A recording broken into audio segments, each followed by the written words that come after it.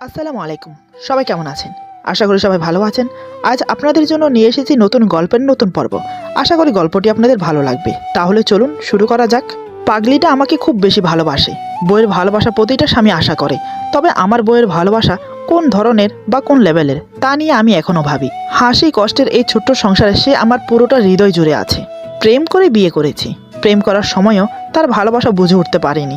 বিয়ের পরও এখনো পারিনি। আপনারাও কি আমার মতো কনফিউজ বউ নিয়ে? আমি তো পুরোই কনফিউজ। চলুন আজ আপনাদেরকে আমার বউয়ের ব্যাপারে কিছু জানাই। রাগ করলে সে কি করে আমার সাথে।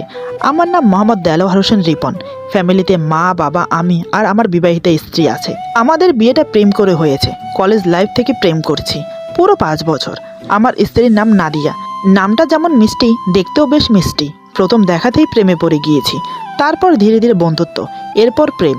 একটানা 5 বছর প্রেম করে অবশেষে বিয়ে হয় আমাদের। বিয়ে হয়েছে প্রায় বছর হতে চলল। দুষ্ট মেয়েটার ভালোবাসা পেয়ে আমি খুব সুখে আছি। সুখে কাটছে আমাদের জীবন। আমার মা বাবাও ওকে নিজের মেয়ের মতো খুব ভালোবাসে। একদিন সকালে আমি ঘুমোচ্ছিলাম। আসলে কি বলবো, আমার ঘুমটা একটু ভারী। সকালের দিকে সহজে ঘুম ভাঙতে চায় না। এদিকে নাদিয়া আমাকে ডেকে ডেকে হয়রান হয়ে যায়। আজও তাই হলো। সে সকাল থেকে আমাকে ডেকেই যাচ্ছে, কিন্তু আমি ওঠার নাম নিচ্ছি না। এদিকে অফিসে যাওয়ার সময় হয়ে যাচ্ছে। নাদিয়া হাতে এক জগ পানি নিয়ে আবার ডাকতে আসে। নাদিয়া বলে, এই কি হলো? তোমাকে কখন উঠতে বলেছি, উঠছো না কেন? আমি ঘুমানোর ভান করে বললাম, নাদিয়া বলে, কি হলো, উঠবা নাকি সব পানি তোমার উপরে ঢেলে দেব? আমি বললাম, লক্ষ্মীটি একটু পরে উঠছি প্লিজ। নাদিয়া আর দেরি করলো না। জগে থাকা পানি পুরো ঢেলে দিল আমার উপর। আমি বললাম, ও মা গো, এটা কি করলা তুমি? নাদিয়া বলে, যা করেছি বেশ করেছি। আমি বললাম, এই তোমার মাথায় কি প্রবলেম আছে? নাদিয়া বলে, না তো। আমি বললাম, প্রবলেম না থাকলে ঘুমন্ত মানুষের উপরে কেউ এভাবে পানি ঢেলে দেয়? পুরো ভিজে গেছি। নাদিয়া বলে, তো কি করব শুনি? সেই সকাল থেকে এই নিয়ে 10 বার ডাকা হয়ে গেছে, কিন্তু তুমি ওটার নামই নিচ্ছ না। তাই পানি ঢেলে দিয়েছি, বেশ করেছি। এখন বোঝো ঠেলা। আমার প্রচুর রাগ হতে লাগলো। আমি রাগান্বিত হয়ে বললাম, তোমার মনে যা আসে তুমি তাই করবে। এসব আমার একদম পছন্দ না। এখন যা বলছি, আমার সামনে আর আসবে না। মেজাজটা খারাপ করে দিল। নাদিয়া বলে, তোমার অফিসে যাওয়ার সময় হয়ে গেছে। আমি বললাম, যাইতে বলছি না তোমাকে, এখান থেকে যাও। সে বুঝতে পারলো আমি রেগে গেছি। তাই মুখটা ভার করে কিছু না বলে চুপচাপ চলে গেল। পানি দিয়ে সত্যি আমাকে চুবিয়ে দিয়েছে। তাই রাগটা কন্ট্রোল করতে পারিনি। এখন নিজেরই খারাপ লাগছে। এইভাবে বলা ঠিক হয়নি। যাই, গিয়ে দেখি বউটা কি করছে। কারণ আমি ওর উপর 1 সেকেন্ডও রাগ করে থাকতে পারি না। ওকে যে আমি বড্ড ভালোবাসি। বিছানা ছেড়ে উঠলাম। চুপি চুপি রান্নাঘরে উকি দিলাম। দেখি মায়ের সাথে রান্না করছে। এই সেরেছে, মা আছে। এখন কি করি? তাই বাথরুমে চলে গেলাম। ফ্রেশ হয়ে টেবিলে এসে দেখি খাবার আগে থেকেই দিয়ে রেখেছে। তাই গিয়ে খেতে বসলাম। মা আছে, তবুও ওর দিকে একবার তাকালাম। ওর চোখের ভাষায় বলছে, আজ হবে তোমার জাদু। তাই আর না তাকিয়ে খাওয়াতে মন দিলাম। ভেবেছিলাম আজ তরকারিতে লবণ বা মরিচ বেশি হবেই। ঠিক তাই করেছে, মরিচ বেশিই দিয়েছে। আমি কৌশলে আম্মুকে জিজ্ঞেস করলাম, তোমার প্লেটে যে তরকারি আছে সেটাতে কি ঝাল লাগছে?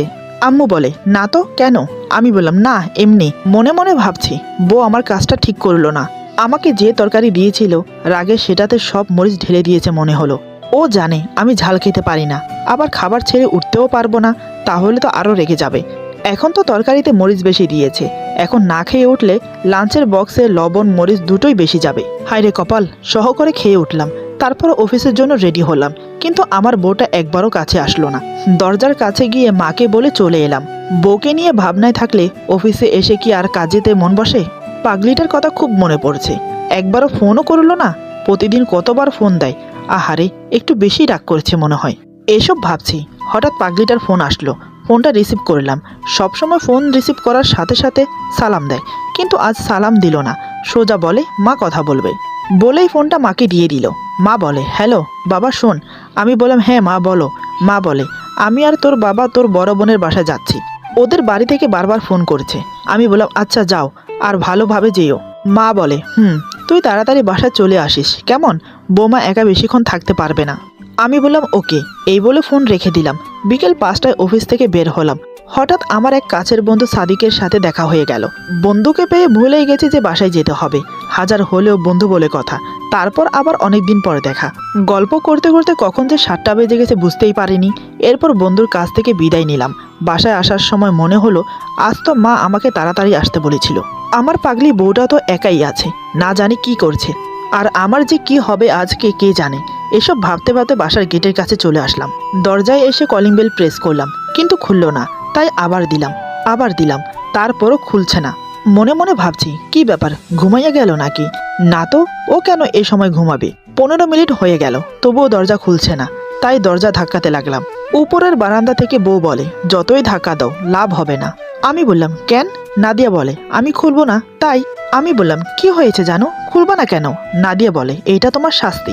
আমি বললাম, কিসের শাস্তি গো? নাদিয়া বলে, আবার আদর করে জানুকু ডাকছো? আমি বললাম, তাহলে কি বলে ডাকবো? নাদিয়া বলে, যতই ভালোবাসা দেখাও না কেন, কোনো লাভ নেই, আমি খুলবো না। আমি বললাম, জানু প্লিজ।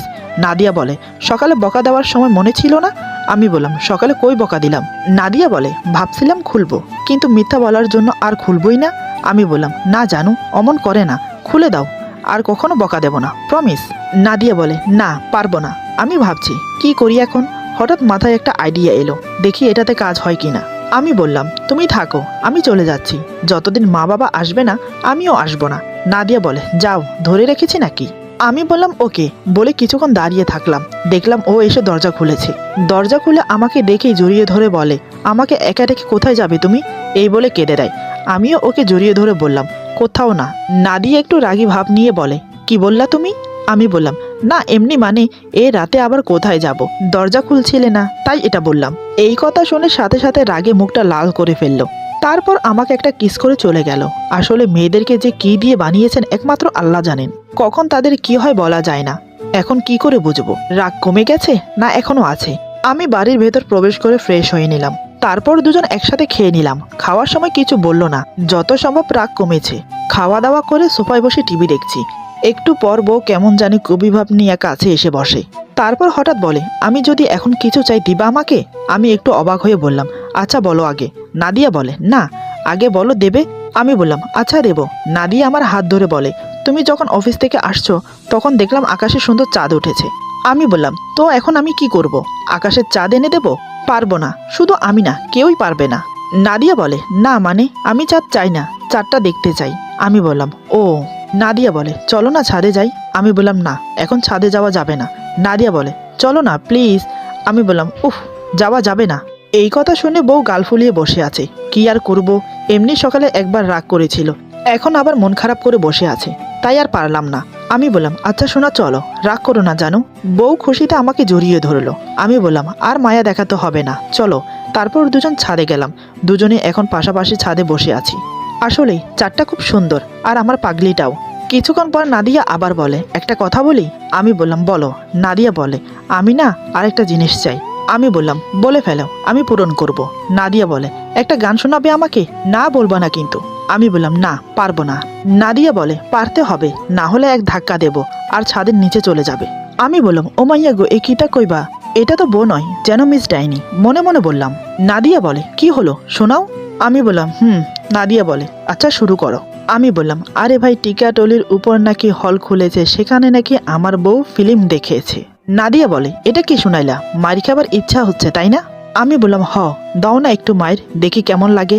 নাদিয়া বলে, যা শয়তান, ভালো গান শোনাবা নাকি? আমি বললাম, ওয়েট, মনে করি আমার বউয়ের জন্য কোন গানটা গাওয়া যায়। মনে পড়েছে। আজ তোমার মন খারাপ মেয়ে, তুমি আনমনে বসে আছো, আকাশ পানে দৃষ্টি উদাস, আমি তোমার জন্য এনে দেব মেঘ। দেখলাম পাগলিটা মন দিয়ে আমার কাঁধে মাথা রেখে গান শুনছে। পাগলিটা খুব ভালোবাসে আমাকে, আমি বাসি না তা না, আমিও ভালোবাসি বলেই ভালোবেসে বিয়ে করেছি তাকে। অনেক সুখেও আছি আমরা। গান শুনতে শুনতে পাগলি বউটা ঘুমিয়ে পড়েছে। তারপর বউটাকে কোলে করে রুমে নিয়ে গেলাম আর বিছানায় শুইয়ে দিলাম। বিছানায় শোয়ার সাথে সাথে ওর ঘুম ভেঙে গেল। দু হাতে আমার গলা জড়িয়ে ধরে আছে। সে বলে, আমাকে নিয়ে আসছো কেন? আমি বললাম, তুমি তো ঘুমিয়ে গিয়েছিলে তাই। সে আমার কানের কাছে মুখ এনে ফিসফিস করে বলে, ভালোবাসা দাও। এটা ওর অভ্যাস, যেদিন আমি ওকে একটু বকা দেব সেদিন ওকে ভালোবাসতেই হবে।